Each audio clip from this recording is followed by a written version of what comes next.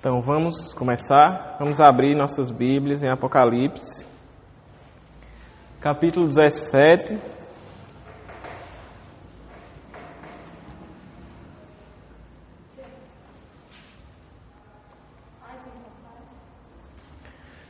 A partir do versículo 12, que a gente vai ler hoje, tá?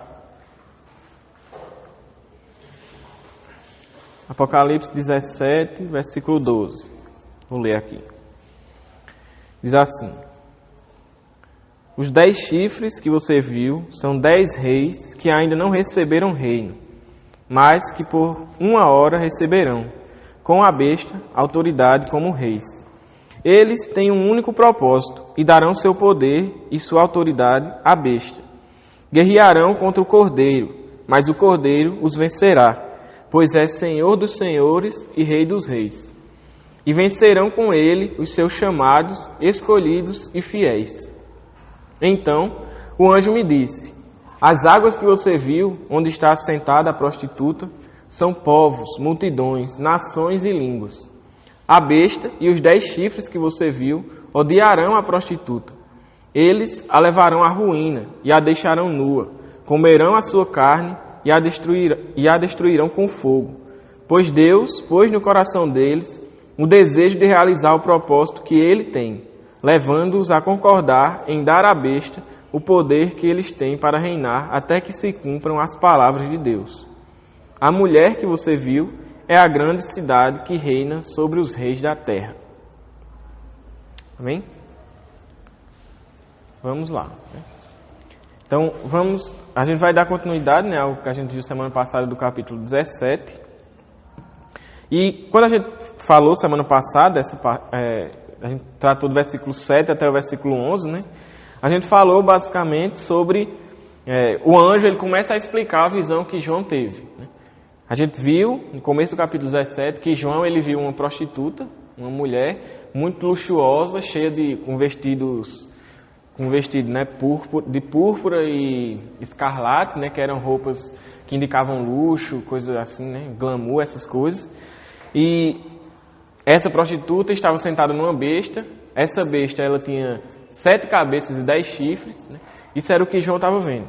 E essa prostituta estava sentada sobre muitas águas também, e ela seduzia as nações, né? A gente entendeu que tudo isso representa, de forma geral, né, o mundo, o império das trevas, vamos dizer assim, e a sedução que ele nos apresenta, e de modo final, o império do anticristo, quando ele vier, né? E a partir do versículo 7, que a gente viu semana passada, o anjo começa a explicar o que são essas coisas, né, que João viu, né? Ele teve essa visão diferente, e aí o anjo começa a explicar, né?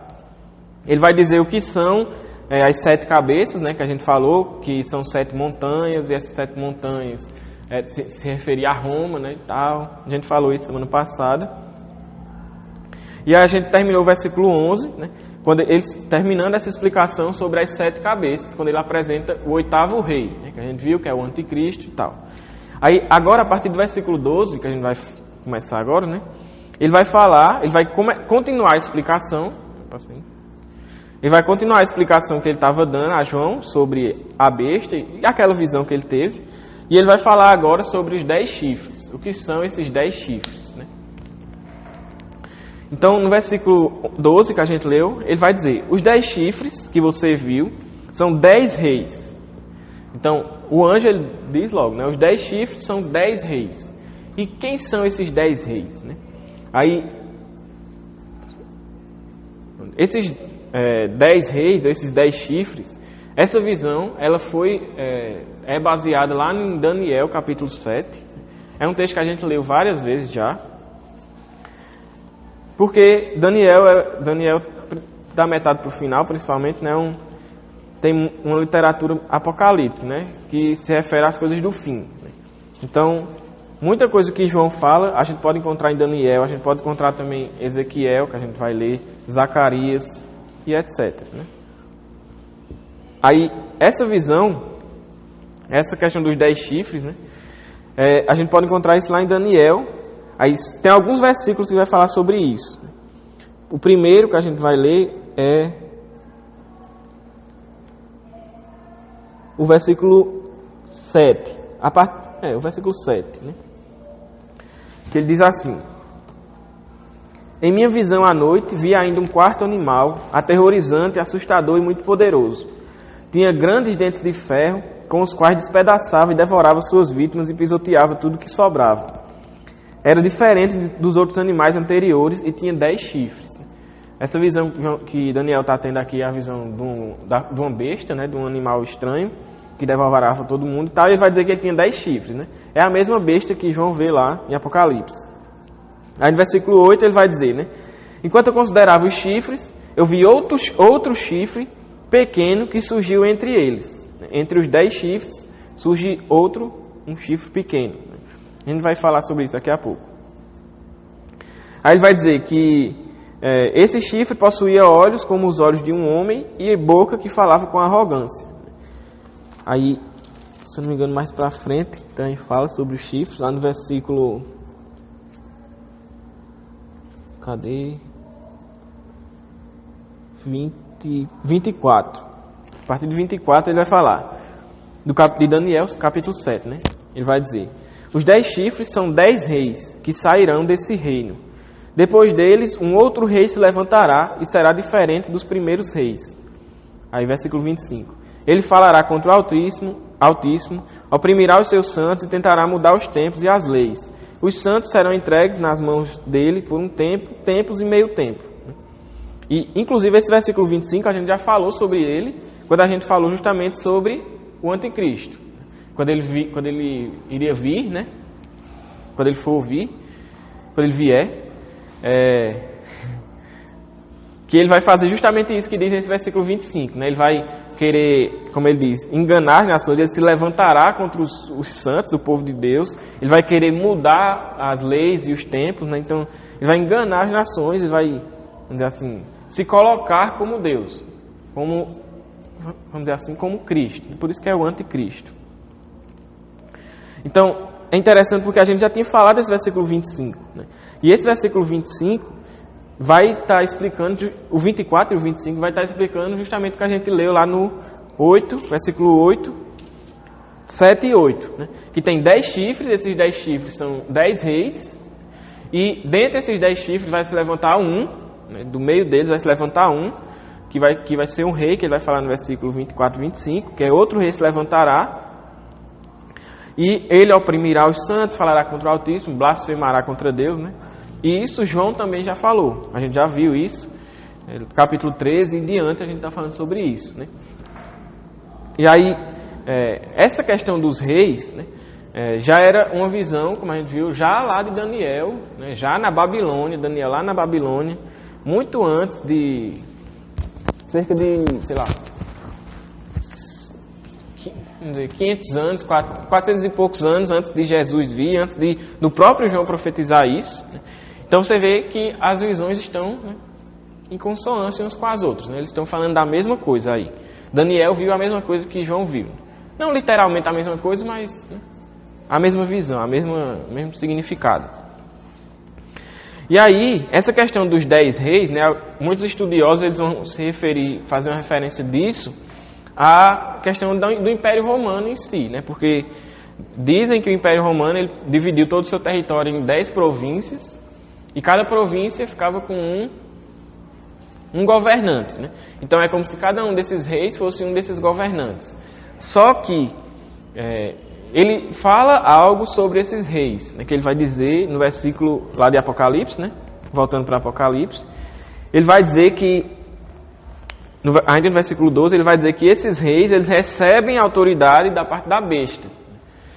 E aí essa coisa que ele fala, né, sobre esses reis, essa característica que ele dá, que eles recebem autoridade por parte da besta, não tem muita semelhança com essa questão dos governadores das províncias. Mas pelo contrário não, né? Por outro lado, tem muita semelhança com o que eles chamam, né, dos reis vassalos. O que são reis vassalos? Né? Vassalo é tipo um servo, né? Você aprende lá na escola que tem o vassalo e o sucerano, né? Aí um manda no outro. Então o vassalo é como se fosse um servo. Só que no caso do Império Romano, esses reis vassalos eram reis que reinavam, só que eles, vamos dizer assim, deviam como é que eu posso dizer? Submissão, vamos dizer assim, a Roma, ao Império Romano. Né? Então eles não eram reis investidos de autoridade por si só. Eles tinham autoridade uma autoridade temporária, que é como ele diz aqui, né? Eles tinham autoridade por uma hora, por um tempo, e depois essa autoridade era devolvida, vamos dizer assim, ao imperador romano, né? Vamos dizer assim. Eram reis que eram colocados para governar territórios que eram conquistados pelo Império Romano. Então, essa questão desses reis que aparecem aí tem muita semelhança com esses reis vassalos. Por quê? Porque, como eu disse, eles recebem essa autoridade da besta, governam por pouco tempo, e depois, como ele vai falar no versículo 13, devolvem esse poder, essa autoridade à besta. Então, tem muita semelhança com isso, né? Com esses reis vassalos. Um exemplo de rei vassalo que a gente pode encontrar, por exemplo, na Bíblia é o rei Herodes, que era o rei lá, que teve a família dos Herodes, né? Da época de Jesus e ali no Novo Testamento. Então, o rei Herodes era um exemplo de um rei vassalo, né? Que ele devia submissão a Roma, ele era submisso a Roma, mas ele tinha lá uma certa autoridade dada por Roma, né? Então essa é a ideia desses reis que ele vem aí. Aí, como a gente sempre está falando, então quer dizer que, tipo assim, a gente tem que considerar isso aqui que João está vendo, por exemplo, como uma visão preterista, tipo, que isso aqui já aconteceu no passado e não tem mais nenhuma relação com o futuro, é aquilo que a gente viu, né? Lá no começo. É uma visão preterista, isso aqui já aconteceu e pronto, isso aqui é o Império Romano. Não. Lembre do que tudo que a gente vem falando, né? Roma, Babilônia, Egito e outros impérios que se opuseram a Deus são usados como tipos do império do anticristo, do governo do anticristo. Então, Roma é um tipo do reinado do anticristo quando ele vier. Ele vai vir no mesmo, vamos dizer assim, no mesmo espírito, né, que Roma veio, que Babilônia veio. Por isso que a gente vai falar a partir do versículo do capítulo 18, né, da grande Babilônia. João está falando de Roma, depois fala de Babilônia, já falou de Egito antes, que a gente estudou, né? Então são reinos, são reinados que se opuseram a Deus, foram contra Deus e contra o povo de Deus, e esses reinados são tipos, né, apontam para o reinado do anticristo, né? Então ele fazer essas referências a Roma não estava literalmente dizendo que era Roma, como a gente já falou, né? Na época de João, que era o Império Romano ainda, isso cabia muito bem. E as pessoas viam no Império Romano, vamos dizer assim, um pouco do anticristo, um pouco do Império Anticristo. Mas João está apontando para o futuro. Tanto que se a gente for, quando ele vai falar a partir do capítulo... A partir de algum capítulo aí que eu não lembro exatamente, que ele vai dizer que agora vai revelar as coisas concernentes ao fim, as coisas do futuro, as coisas que vão acontecer. Até no capítulo 1 ele começa falando sobre isso, né? E ele vai falar sobre a destruição da Babilônia e tudo mais. Então isso são as coisas relacionadas ao fim. É a mesma coisa que Daniel viu. Daniel viu as coisas relacionadas ao fim. Ao fim, do fim do fim, né? E como a gente ainda está aqui, então ainda não chegou o fim. Isso são coisas para o futuro. Por isso que quando o anjo vai revelar a João, ainda no capítulo 17, né, ele fala que... cadê?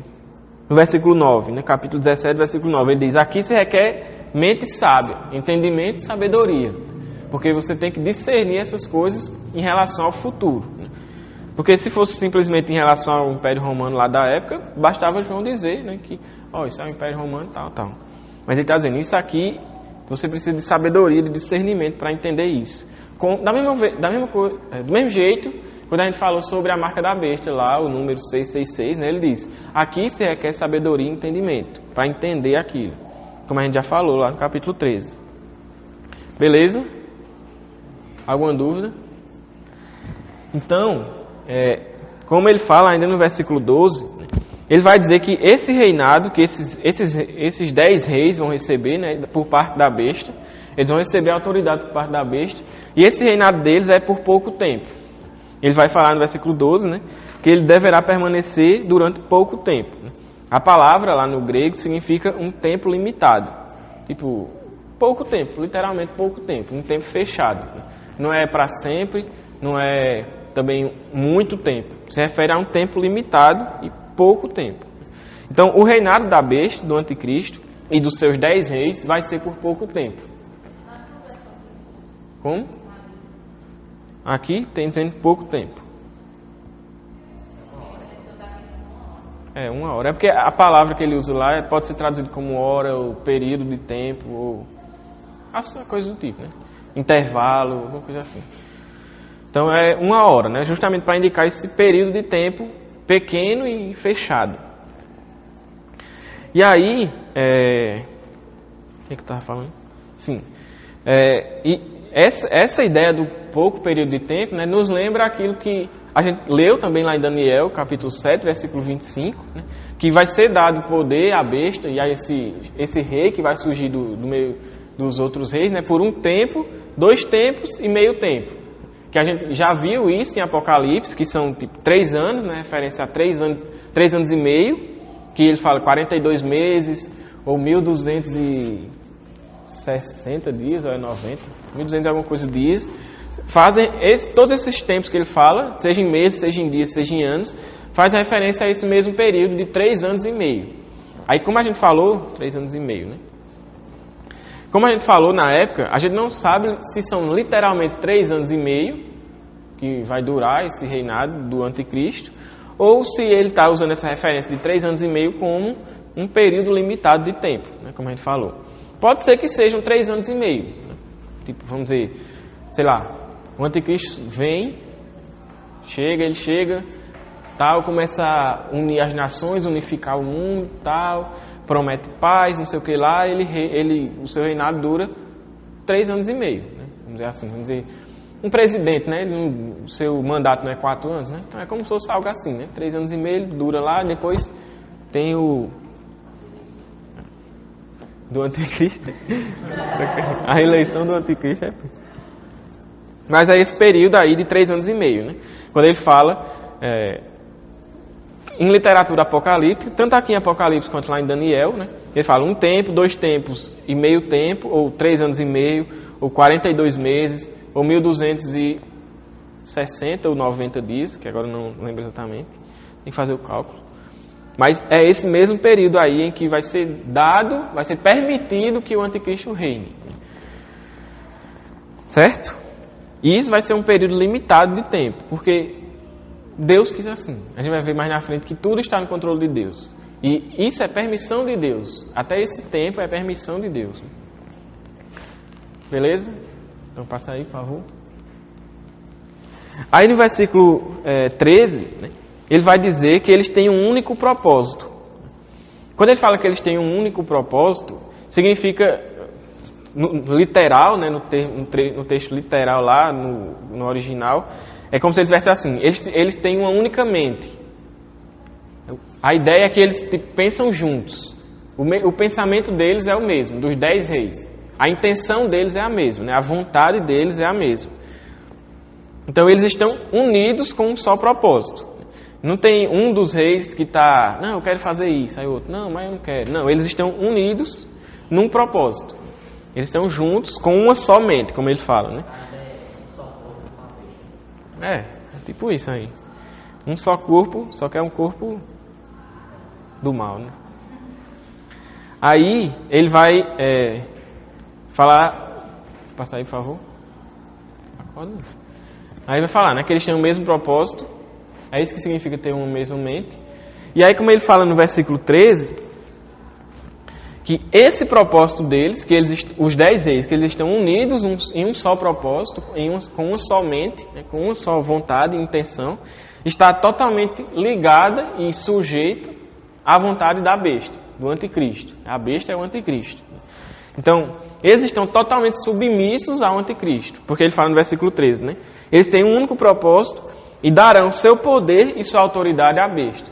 Então, a ideia é que, tipo assim, eles estão, tem os 10 reis, né? Como Daniel fala, tem os 10 chifres e tem um chifre, um rei que surge no meio deles. Esse é o anticristo, né? Então, esses 10 chifres aqui, eles têm essa autoridade que foi dada pela besta e eles reconhecem isso. E tipo, é como se eles dessem louvor a essa besta por isso. Eles dão, como a gente fala, né? Toda honra, glória, poder seja dada a Deus. A gente está adorando a Deus, falando essas coisas. Então é como se eles estivessem falando isso em relação à besta. Eles dão autoridade e poder à besta. Não como se, por exemplo, eles estivessem investindo a besta com poder e autoridade. Porque a gente já viu que foi a besta que deu a eles isso. Mas a ideia é que eles louvam a besta e adoram o anticristo por causa disso. Eles estão totalmente submissos à vontade dela. E o que ela quiser fazer, eles vão atrás. E o que ela desejar fazer, eles seguem com ela, eles pensam igual a ela e eles fazem juntamente com ela. Né? Isso é a ideia que a gente já viu também. A gente falou sobre capítulo... Algum capítulo aí, acho que é 16 ou 15. 16. Não sei. Algum desses aí. Minha memória não é muito boa, não. Mas aí que a gente falou que as nações, os povos, né, se unirão, quando ele fala do rio Eufrates, que o rio Eufrates vai secar, né, e as pessoas vão passar, os povos vão passar para se unir. Então, as nações se unirão, os reis estarão unidos, os 10 reis estarão unidos, em sujeição ao anticristo. O anticristo vai unificar o mundo, vamos dizer assim, as nações ímpias, os habitantes da terra, para realização desse propósito que ele tem, que eles têm, né, que é um só propósito. Um só desejo, que eles estão unidos para realizar isso. Aí, no versículo 14, esse propósito é exposto, né, revelado. E qual é o propósito? Como ele fala no versículo 14, guerrearão contra o Cordeiro. Então, o propósito das nações se unirem, o propósito do anticristo, unificar o mundo e unificar as nações e fazer com que todas as nações estejam com uma só mente, com um só propósito, é para guerrear contra o Cordeiro, para guerrear contra Jesus, contra Cristo, contra Deus, contra o seu povo. A gente já viu nos capítulos anteriores que o anticristo, a besta, o dragão, que também é Satanás, né? Ele sabe o seu fim, ele sabe que ele já está derrotado, ele sabe que ele já perdeu essa guerra, ele sabe, e por causa disso ele está irado. E ele está irado contra Deus, obviamente, mas ele sabe que não pode fazer nada contra Deus. E ele também está irado contra os seres humanos e contra o povo de Deus. Sejam crentes ou não, porque mesmo os que não são crentes, eles ainda são imagem e semelhança de Deus, foram criados à imagem e semelhança de Deus. E isso provoca essa ira no dragão e Satanás. Então,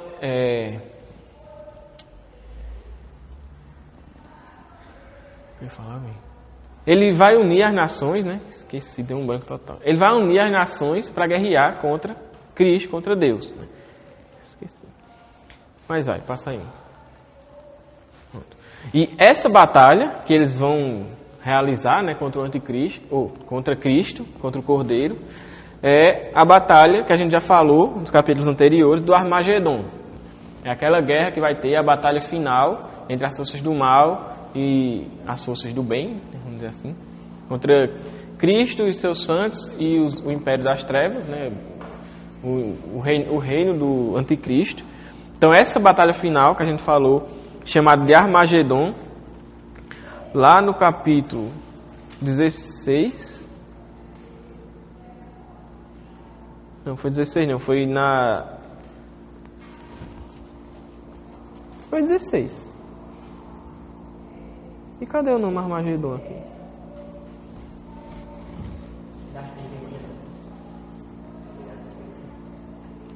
Como?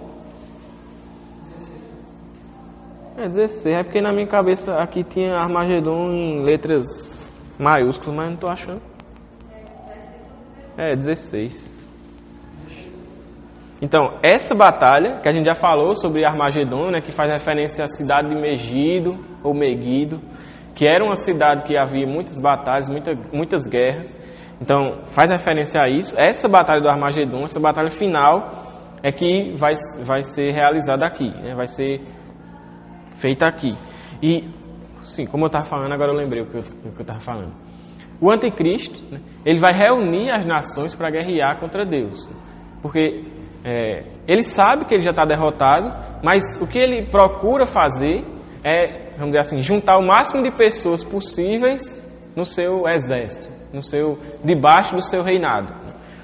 É por isso que ele segue o entendimento, né, como Jesus fala, como Paulo fala, ele segue o entendimento das pessoas Ele cega os olhos para que as pessoas não compreendam a verdade, mas sejam levados pela mentira, pela idolatria, prostituição e etc. E é por isso que... Sem condições hoje. Caramba, velho.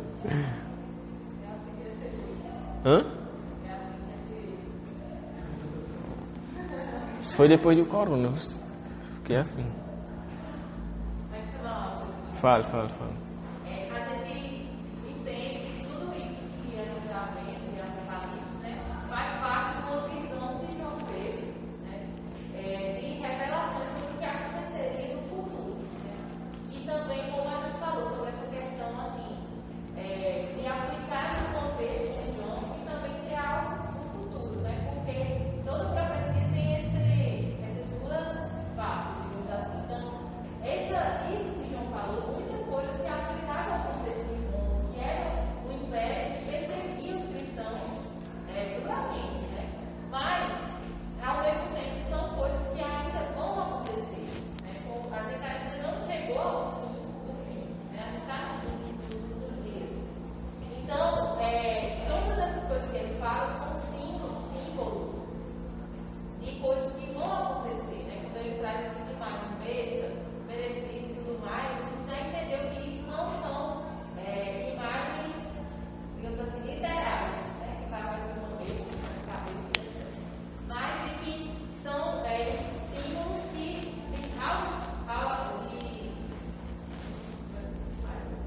algo que vai acontecer, de algo que vai vir, e a gente vai entendendo o que a gente consegue entender. Por exemplo, como a gente está vendo agora essa parte da besta, que a gente sabe que é o anticristo que virá, que terá esse domínio sobre o mundo, né? Ele virá e ele trará paz, né, ao mundo, unificará as nações, e aí todas as pessoas que não têm o entendimento de Deus, o entendimento espiritual, vão olhar para essa pessoa que está trazendo paz ao mundo e ele não quer paz no mundo, né?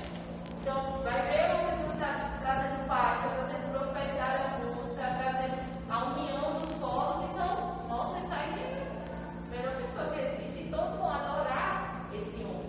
Quando, na verdade, ele e todos aqueles que estão juntos a ele, o mundo em si, os seus governantes e tudo mais, têm um propósito de guerrear contra o Cordeiro. Ou seja, eles têm um propósito de ir contra Jesus. E Jesus, a gente sabe que ele está sentado no céu, então ele vai contra os cristãos que são, digamos assim, representantes de Jesus aqui na terra. Então, eles vão estar perseguindo duramente os cristãos. E é isso que, como eu já falei, né? É isso que a gente vai ver dia após dia. Tipo, o mundo caminha para esse propósito. Cada vez mais as pessoas têm aversão à Bíblia, à palavra de Deus. Cada vez mais as pessoas fazem chacota e tudo mais. Até que isso vá crescendo para uma percepção real em todo o mundo, que já acontece no fato. Mas isso só tem a crescer, a tendência só piorar, essa a esperança que a gente tem. Mas sabendo que todas essas coisas já estão no controle de Deus. E que no fim, como o próprio Satanás sabe disso, no fim ele vai perder. Ele sabe disso. Ele sabe que toda essa guerra, no fim, é para coroar a vitória do Cordeiro, né? E dos seus, né? Então, a gente tem uma esperança além disso tudo. Por mais que a gente chegue a passar por grandes tribulações, perseguições e tudo mais, a nossa esperança está além disso tudo. E porque também sabemos que vale mais servir ao Reino de Deus do que adorar o Anticristo, do que se render ao mundo, do que andar, porque o que espera eles é uma perdição eterna, né? É um castigo eterno. Então eu lembrei o que eu ia falar. Lembrei, mas quase eu esqueci. Então, justamente porque eu estava falando, né, que o anticristo ele vai enganar as nações, os habitantes da terra e também, inclusive, né, alguns da igreja de Cristo serão, entre aspas, enganados. Porque vai haver, no fim, uma grande apostasia. A apostasia são pessoas que estavam na igreja e vão deixar a igreja deliberadamente, vão dizer, eu não quero mais isso, eu não me importo mais com isso, eu não creio mais nisso, isso é uma mentira, vão literalmente blasfemar, vão apostatar da fé. Então vai haver uma grande apostasia no fim, né? E o anticristo, Satanás, a besta, ele é que vai, vamos dizer assim, providenciar não, mas ele que vai provocar isso, né? Essa grande apostasia, e vai unir as nações, tanto a igreja aposta quanto os ímpios, para se unirem em um só exército, vamos dizer assim, contra Deus, contra o Cordeiro, como ele fala aqui. Certo? Só que, como ele vai falar, né? Eles têm esse único propósito de guerrear contra Cristo, contra o Cordeiro. E eles vão fazer isso, como se eles não soubessem, né? Volta e vai de novo. Pronto. Como se eles não soubessem o fim. Na verdade, talvez os ímpios e as pessoas que são enganadas não saibam o fim, né? Talvez só Satanás saiba o fim dessa guerra. Mas ele sabe. Né? E é revelado a João que, por mais que exista essa batalha, que eles vão guerrear contra o Cordeiro, João fala no versículo 14, que o Cordeiro os vencerá. Sem arrudeio, sem moído demais, sem querer mascarar, ele diz, o Cordeiro os vencerá e acabou. E essa vitória, como a gente vê lá no capítulo 19, em diante, né, parece ser uma coisa instantânea assim, né? Tipo, eles vão se levantar contra a guerra, as nações vão se unir, vamos para a guerra. Pá, perdeu. Deus sopra fogo da sua boca e extermina todo mundo. Então eles vão unir todas as forças do mundo, armas nucleares, não sei o que lá, não sei o que lá, e fazer o que for, e vão ser derrotados.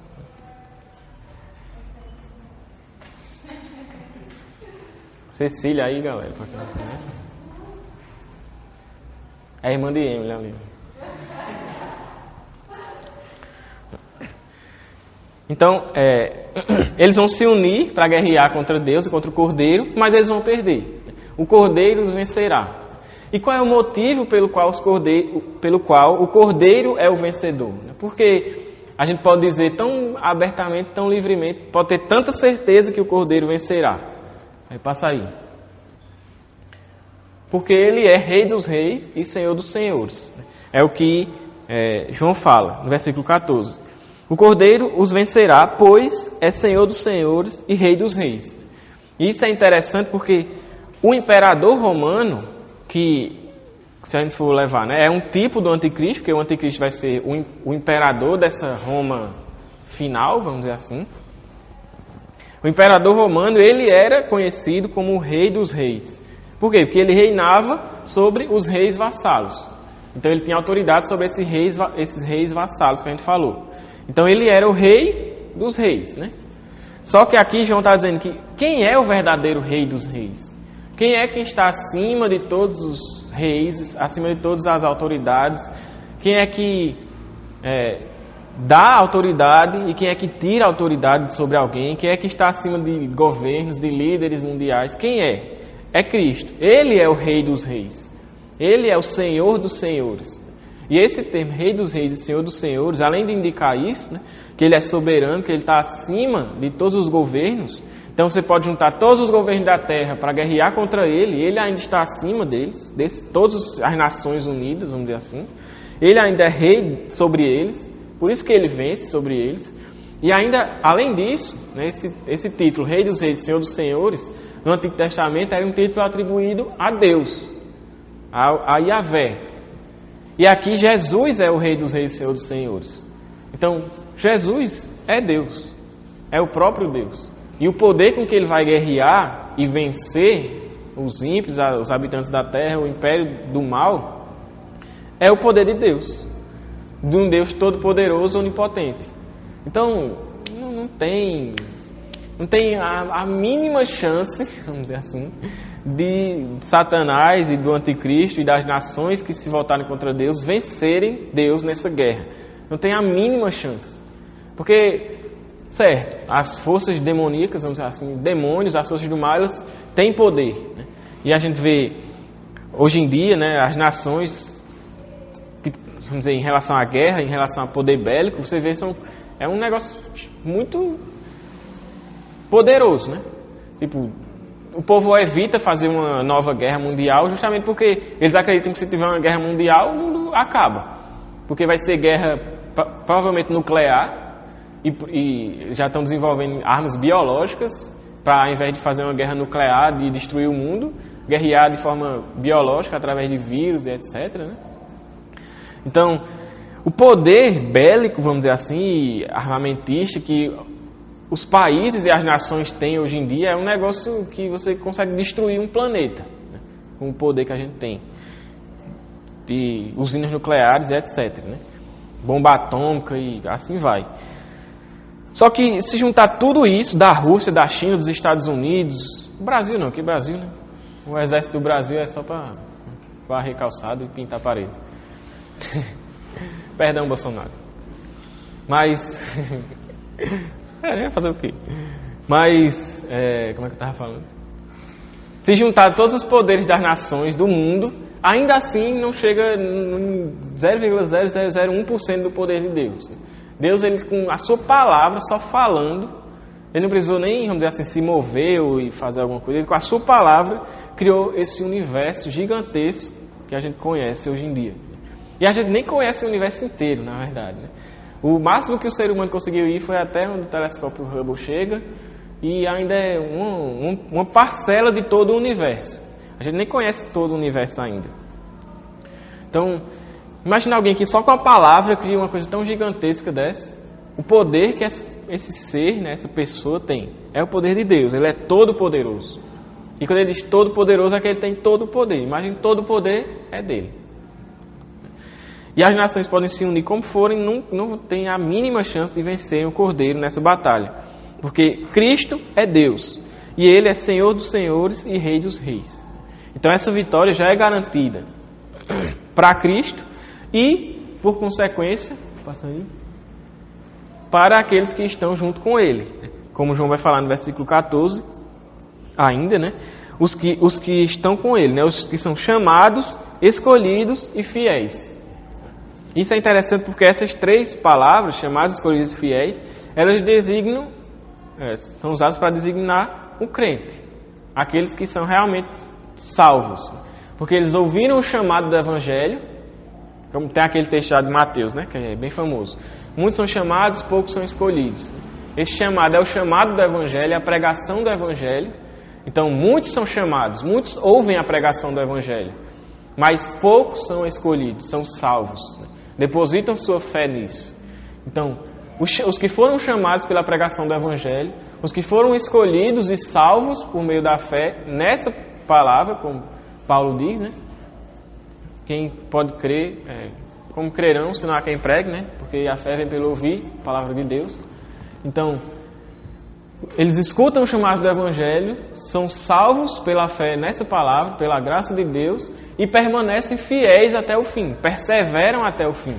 Não abandonam a fé, não apostatam da fé, mas permanecem fiéis até o fim. Esses são os crentes, são os verdadeiros cristãos, que permanecem seguindo os passos de Cristo, mesmo na cruz, mesmo no sofrimento, mesmo na dor, mesmo na morte, diante da morte.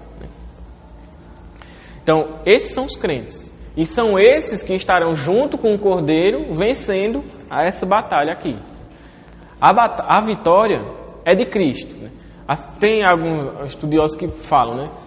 Será que os crentes aqui, como ele fala, estarão de forma ativa nessa batalha, guerreando e tal? Ou será que eles estarão de forma passiva? Tipo, só, sei lá, vamos dizer assim, só no exército lá e mais só que Jesus ganha tudo, né?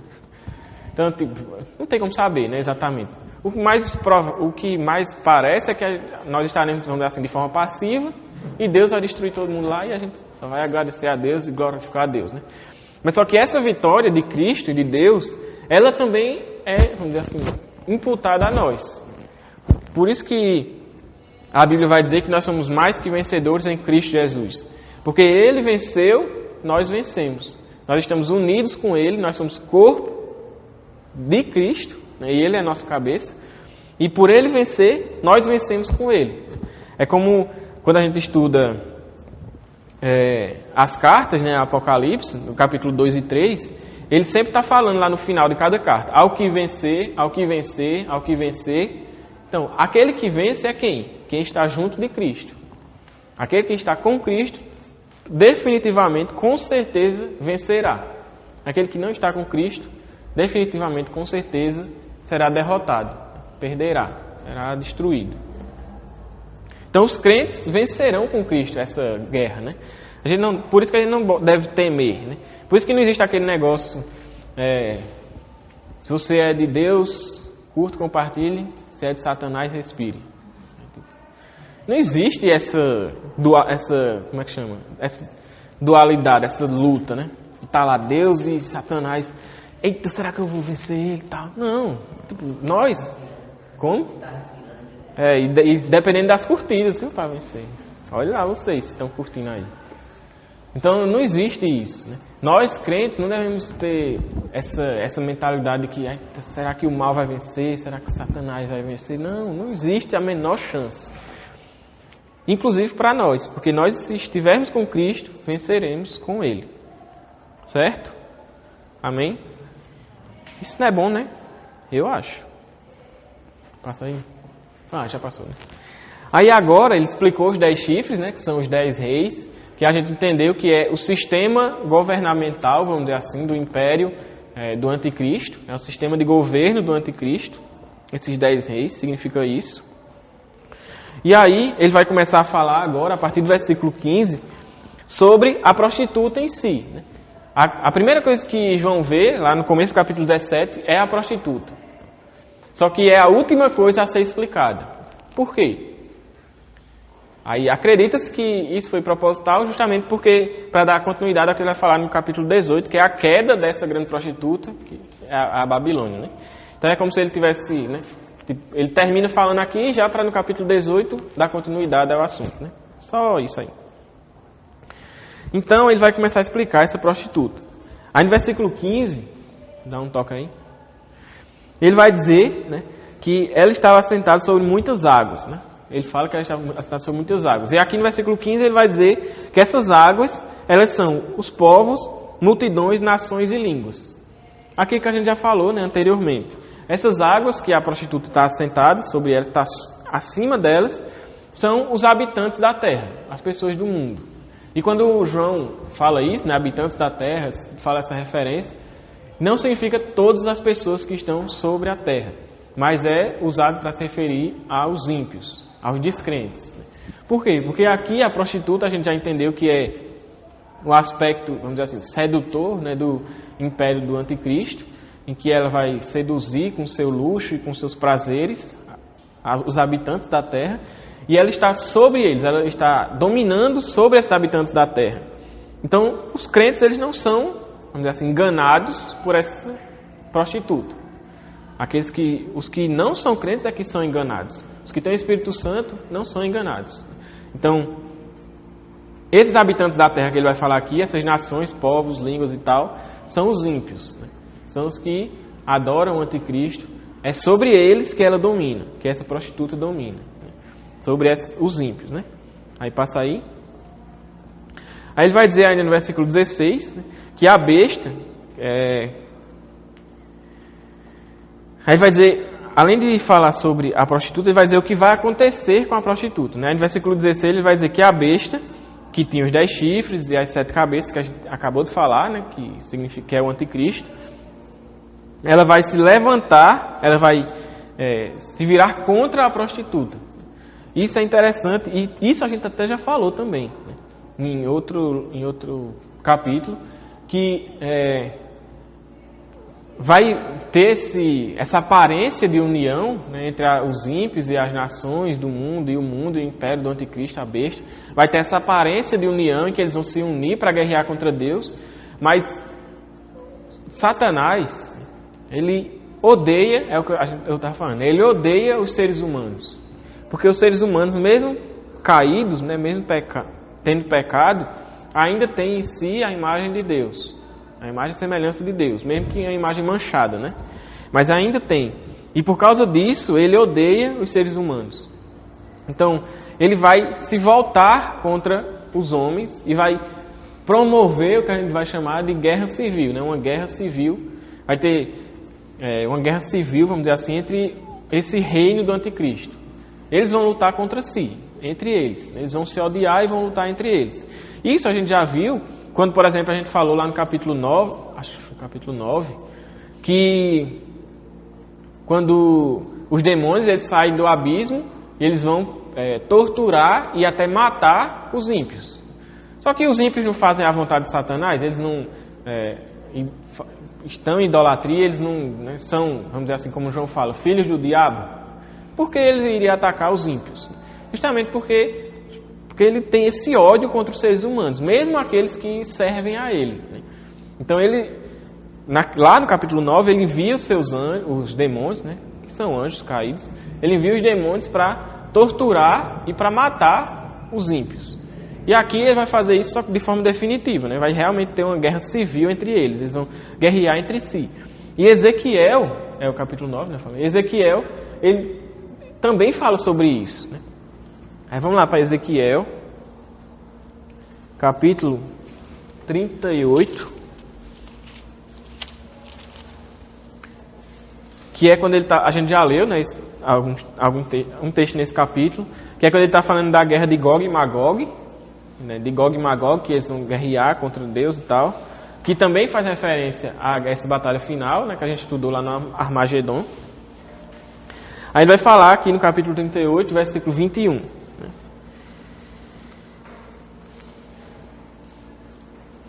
Que diz assim. Todo mundo abriu aí? Diz assim: convocarei a espada contra Gog e todos os meus montes. Palavra do soberano, o Senhor. A espada de cada um será contra o seu irmão. Então Deus está falando, através de Ezequiel, que nesse momento em que ele for guerrear contra Gog e contra os seus montes, ou seja, contra o império da besta, do anticristo, eles próprios matarão uns aos outros. Ele diz aqui em Ezequiel, a espada de cada um será contra o seu irmão. Então eles vão guerrear entre eles, uns contra os outros. Vai existir essa guerra civil dentro do império do anticristo, dentro do reino da besta. Porque eles são movidos pelo ódio. Eles são movidos por Satanás, por mentira, por engano, por tudo que é de ruim nesse mundo. Então, eles não têm, por mais que, vamos dizer assim, eles tenham um propósito e uma mente de guerrear contra o Cordeiro, eles não amam uns aos outros. Pelo contrário, quando o anticristo, quando a besta se levantar contra a prostituta, eles vão guerrear entre si. A espada de um será contra o seu irmão. Então eles vão batalhar entre si. Vai ter essa guerra civil aí. E ainda lá em Ezequiel, eu fechei, não sei porquê. Ainda lá em Ezequiel, ele vai falar, capítulo 23 agora.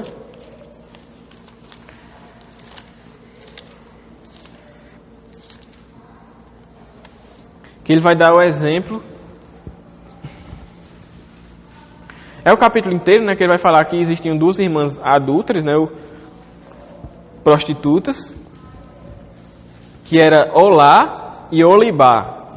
Aí cada uma representava um reino, Como ele vai falar, Olá é Samaria e Olibá é Jerusalém. Então são nações que se prostituíram, que foram enganados, como ele fala no versículo 11, No entanto, sua cobiça e prostituição, ela foi mais depravada que a irmã, Olibá, que é Jerusalém. Aí isso pode ser uma referência àquilo que a gente falou, à igreja apóstata. Aqueles que eram da igreja, mas apostataram. Aí existe um grande mistério em relação a essa apostasia, porque a gente crê que aqueles que são salvos para sempre. E como é que alguém apostata, Aí, existe assim, ninguém consegue dizer ao certo. O que a gente entende é que é como se essas pessoas que vão apostatar, elas não foram realmente salvas. Elas estavam na igreja, provaram do que o Espírito Santo pode fazer no meio da igreja, viram o poder da palavra, viram tudo aquilo, mas, como fala em Hebreus, mas simplesmente, deliberadamente, não quiseram viver aquilo, apostataram literalmente. Abandonaram aquilo, mesmo vendo que aquilo é verdadeiro, que aquilo é real. Então a gente acredita que essa parte da apostasia é isso. Então essa irmã, né, prostituta ou libá, pode se referir também a isso, né, essa igreja apóstata, em que as nações e a igreja apóstata, os ímpios, né, se unirão em prostituição para guerrear contra Deus. E quando essa guerra for começar, eles vão guerrear entre si também. Vai haver essa guerra civil que a gente falou aí. Porque a besta se levantará contra a prostituta. E aí, tipo, é engraçado, né? Porque você fica se perguntando como vai ser isso. Porque se a gente for entender assim, que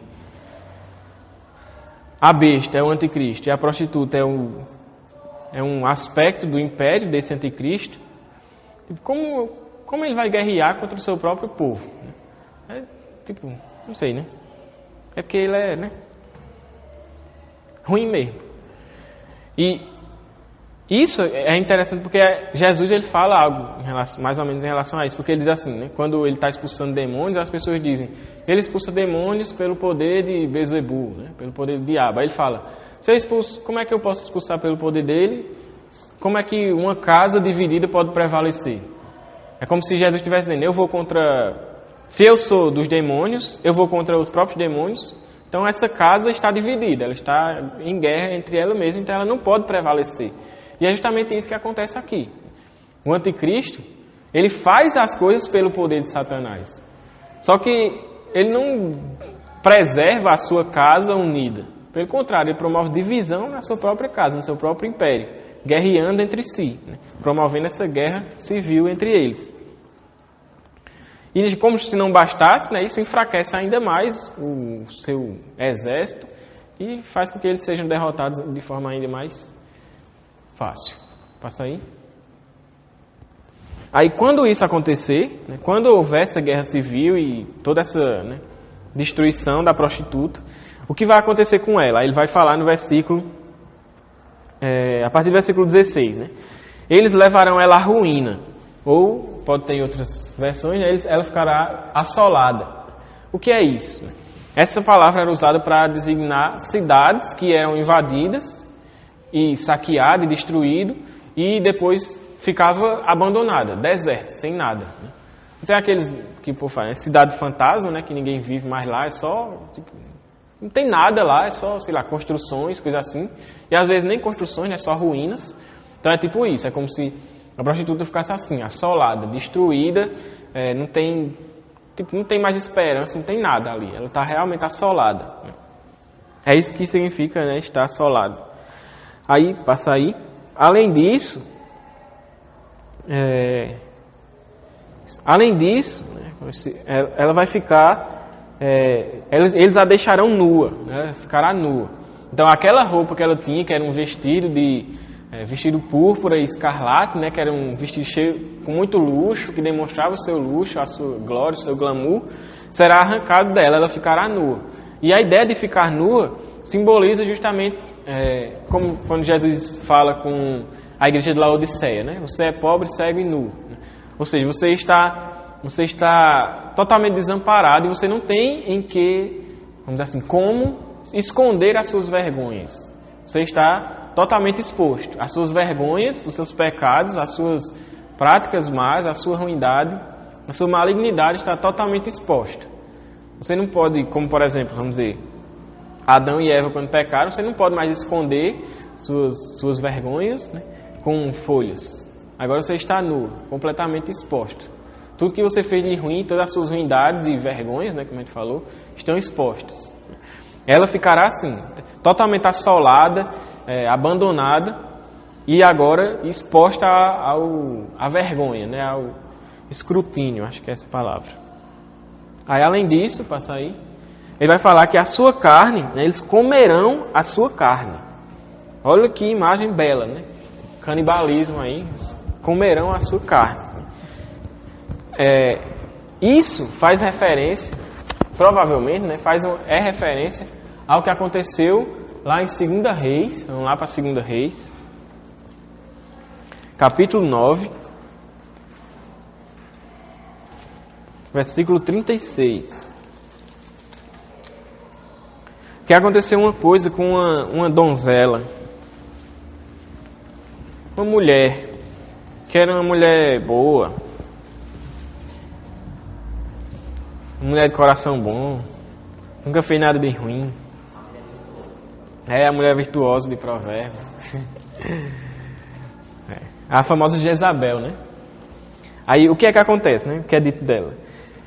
Versículo 36, 2 Reis 9, 36. Então voltaram e contaram isso a Jeú, que disse: cumpriu-se a palavra do Senhor, anunciada por meio do seu servo Elias, o tesbita. Num terreno em Jezreel, cães devorarão a carne de Jezabel. Porque Jezabel tinha feito tudo de ruim, né? Que tinha para fazer junto com Acabe. E aí, Deus falou: você vai ser morto e seu corpo, você não vai nem ser sepultado, seu corpo vai ser lançado num terreno e os animais vão comer o seu corpo, os cães vão comer sua carne. Esse foi o castigo dela, né? E foi o que aconteceu. Como a gente viu aqui no versículo que a gente leu, foi o que realmente aconteceu. Chegou a mensagem lá para Jeú e foi a confirmação, né? Jezabel realmente foi jogada lá no terreno e os cães comeram a sua carne. E foi isso que aconteceu com Jezabel. E é engraçado porque Jezabel era conhecida como uma mulher, né, adúltera, prostituta. A gente até já falou disso quando Jesus fala sobre escrevem para as igrejas, né, lá no capítulo... qual é a igreja que ele fala de Jezabel? A igreja Tiatira, né, capítulo 2, versículo 20. Né? Então, que ela vai dizer que ele induz os seus ensinos e a imoralidade sexual, idolatria e tal. Então, essa Jezabel, que é usada como exemplo de prostituição, idolatria e imoralidade sexual, ela, vamos dizer assim, vai ter o mesmo fim da Jezabel histórica, né? Literal. Jezabel é a mulher mesmo lá. Sua carne vai ser comida. Ela vai ser totalmente dilacerada. Vai ser totalmente destruída. Então, primeiro, ela é abandonada, deixada abandonada, assolada. Depois, suas vestes são rasgadas, são tiradas dela, ela fica totalmente exposta e suas vergonhas expostas. Depois, a sua carne é comida, ela é dilacerada, destruída, sua carne é comida. E por fim, né, como se não bastasse, é como se fosse assim, o que sobrasse depois de comer a carne será destruído no fogo. Ela vai ser jogada para a destruição no fogo. E a destruição por fogo, como a gente já falou em outras passagens, aqui em Apocalipse, se refere à segunda morte, ao lago de fogo, né, ao inferno, à ira de Deus, o fogo lá que queima. Então, por fim, ela vai ser lançada no lago de fogo para ter a sua condenação eterna, né? Então, é isso que vai acontecer com a prostituta. E o interessante é que lá, quando a gente estudou sobre Jezabel, lá no capítulo 2, a gente viu que Jezabel seria morta, né, como a gente vê aqui, e não só ela, mas todos os que se prostituíram com ela também teriam o mesmo fim dela, seriam mortos, ficariam acamados, doentes e morreriam. E Que é isso? E aí... Acabou ainda não, calma. E aí, aqui é a mesma coisa. Essa prostituta aqui, que, vamos dizer, seria uma outra Jezabel, né? Vai ser morta da mesma forma e aqueles que se prostituem junto com ela terão o mesmo fim. Serão também lançados no fogo como ela será. Né? Por isso que a gente tem que vigiar, né? Ver como nós estamos diante de Deus e não somente cuidar da nossa vida, mas também anunciar o Evangelho para que pessoas entendam os tempos em que vivemos, entendam o fim de tudo isso e se arrependam dos seus pecados e voltem para Deus. Porque imagine que você tem, sei lá, um familiar que não crê em Cristo e eu com certeza acredito que você não quer que esse familiar seja lançado no lago de fogo. A não ser que você seja muito ruim, né? Mas provavelmente você não quer isso. Então nós precisamos anunciar o Evangelho para que pessoas creiam nisso, se convertam, sejam salvas. E livres dessa punição aqui, né? dessa ira vindoura. Certo? Aí, passa aí. Alguma dúvida até aqui? Não? Diga. Essa figura da meretriz, da prostituta, é tipo assim, um símbolo, digamos assim, das nações que adoram o anticristo, né? O povo, assim. É do império do anticristo. As nações se prostituem com ela, vamos dizer assim. São enganadas por ela, mas é um... Porque, no caso, assim, você vê, de certa forma, uma sequência, assim, dos fatos, né? Porque, tipo, as nações adorarão o anticristo e vão se prostituir com a prostituta, tipo assim, o povo em si vai adorar o anticristo e vai viver de forma totalmente impecável. E aí, depois disso, o anticristo se volta contra eles, eles mesmos vão estar guerreando entre si, se odiando, e isso vai levar a uma guerra civil, né, entre eles. E aí termina os povos todos assolados, todos destruídos, todos devastados, assim, até realmente, de certa forma, é uma sequência, né, que vai acontecer. Vai aplicando isso à nossa realidade. No final, eu vou ler um que Hernandes Dias Lopes fala, e eu vou fazer um pequeno resumo do que isso significa, né? Tudo que a gente falou, para ficar bem mais claro, mas é por aí. É isso aí. Aí ele vai falar, já no versículo 17, né? Que vai dizer o seguinte, né? Pois Deus pôs no coração deles o desejo de realizar o propósito que Ele tem, levando-os a concordar em dar a besta o poder que eles têm para reinar até que se cumpram as palavras de Deus. Então você vê, está tudo isso acontecendo, os 10 reis surgem, o anticristo surge, o anticristo governa sobre os 10 reis, persegue a igreja, tem essa guerra civil e tudo mais, só que tudo isso que está acontecendo está no controle de Deus. Deus é soberano sobre essa situação. Porque justamente ele está falando, pois foi Deus que colocou no coração deles o desejo de realizar o propósito que Ele tem. Ele quem? Deus. Deus tem um propósito, que Ele fala que são as palavras dEle, que Ele vai cumprir esse propósito, e Ele usa, inclusive, Satanás e os demônios e o próprio anticristo para realizar esse propósito. Então tudo está no controle de Deus. Por isso que nós, crentes, não devemos nos perturbar em relação a isso, nem ficar com medo de Apocalipse e do fim e do anticristo. Meu Deus, e agora o que vai ser? E não sei o que lá. Não, porque tudo está no controle de Deus.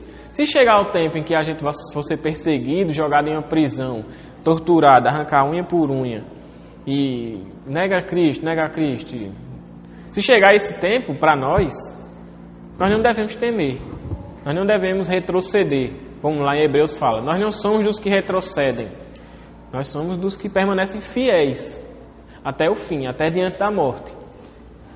Por quê? Porque nós entendemos que Deus está no controle de toda essa situação, e por mais que possa ter perseguição e até morte sobre nós, sobre alguns da igreja, no fim seremos vencedores com Cristo. É o que a gente já falou, porque Cristo vencerá. Então a gente não precisa ter medo, ficar perturbado em relação a isso. Tudo está debaixo do controle de Deus. Tudo vai de acordo com o plano divino. E aí é como ele fala, porque Deus ele tem a intenção de cumprir as suas palavras. Aquilo que ele falou aos profetas, ao pessoal já lá desde o começo, ele cumpre, ele está cumprindo. E ele usa o que ele quer, da forma como ele quiser, para cumprir o que ele disse. E é isso que fala esse versículo 17. Ele que faz isso para que o anticristo, as nações e tudo mais, cumpram o seu propósito, ajam de acordo com a sua vontade. E aí, ele termina, passa aí, no versículo 18, falando agora quem é essa prostituta, né? Que ele não falou o tempo todinho quem é essa prostituta, agora ele vai e termina falando, termina o capítulo 17 dizendo quem é a prostituta. E aí ele diz, a mulher que você viu é a grande cidade que reina sobre os reis da terra. E quem é essa grande cidade? A gente já falou, Alguém chuta aí? Babilônia. A grande cidade é Babilônia. Como ele até já falou, né, em outros capítulos. No capítulo 17, inclusive, ele fala Babilônia, a grande. E em capítulos anteriores ele também faz essa referência. Então, a grande cidade é Babilônia. E como ele já falou, Babilônia, Roma, Egito, não são... ele não está se referindo literalmente àquele império, àquela nação. Até porque aqui, a Babilônia já tinha sido destruída na história, né, historicamente. O Império Medo-Persa já tinha invadido a Babilônia e já tinha destruído a Babilônia. Então, a Babilônia iria ressurgir? Não.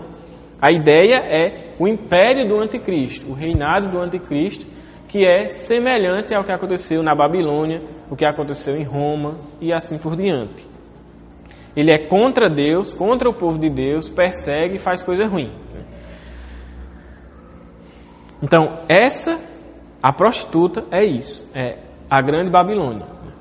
Essa grande cidade com seus prazeres, com seu luxo, com suas enganações e tudo que ela pode fazer para seduzir as pessoas. E aí, com isso, a gente encerra, né, o capítulo 17. E a partir da semana que vem, né, se Deus quiser, a gente começa falando sobre... Começa o capítulo 18, né, onde ele vai falar sobre a queda da Babilônia. A gente já viu que a Babilônia ela vai se erguer, vai se levantar para guerrear contra Deus e o Cordeiro. Mas aqui no capítulo 18 ele vai dizer especificamente, né, como acontecerá essa queda, essa destruição. Certo? E aí, para encerrar... Eu gostaria de ler o que Hernandes Dias Lopes fala, né, no final do capítulo 17. Porque é o seguinte. No capítulo 17 é apresentado a nós, né, tanto a besta quanto a prostituta. A besta, com 7 cabeças e 10 chifres, é mais relacionada, vamos dizer assim, ao sistema político e governamental do império do anticristo. Como isso vai acontecer, né, no que diz respeito à questão política em si, né, de governo e tal. A prostituta diz respeito às questões... como é que eu posso dizer? Como? Morais, vamos dizer assim, pode ser morais. Porque ela se apresenta de forma luxuosa, se apresenta apresentando prazeres, se apresenta de forma agradável, bonita, bela, né, com luxo, com sedução, para enganar as pessoas. Então, existem esses 2 aspectos do Império do Anticristo. Tanto esse aspecto político e governamental, que ele vai unir as nações, e esse aspecto moral, vamos dizer assim, né, em que ele vai enganar as pessoas através daquilo que ele tem a oferecer, aquilo que o mundo tem a oferecer. Ele vai enganar as pessoas para seduzir as pessoas a seguir esse curso, o curso do mundo. E como isso acontece?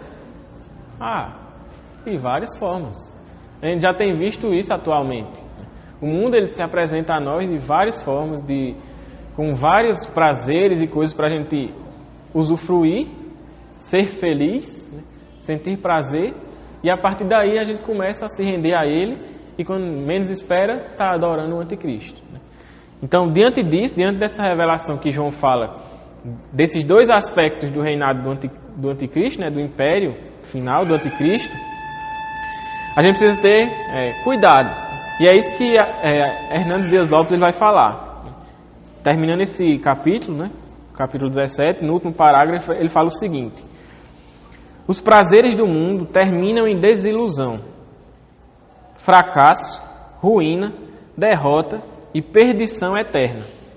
Aqueles que se deixam seduzir pela riqueza, prazeres do mundo, pela riqueza e prazeres do mundo, ao fim estarão fascinados pela besta, em vez de serem seguidores do Cordeiro. Aqueles cujos nomes estão escritos no livro da vida enfrentarão vitoriosamente tanto a sedução do mundo como a sua violência. Eles vencerão com o Cordeiro, pois a vitória de Cristo é completa e final. Certo? Guardem isso nos seus corações. Amém? Beleza? Então vamos orar para a gente encerrar. Tá bom? Tanto faz. Encerra aí. Tchau. Deixa o pessoal. Deixa o like, compartilha.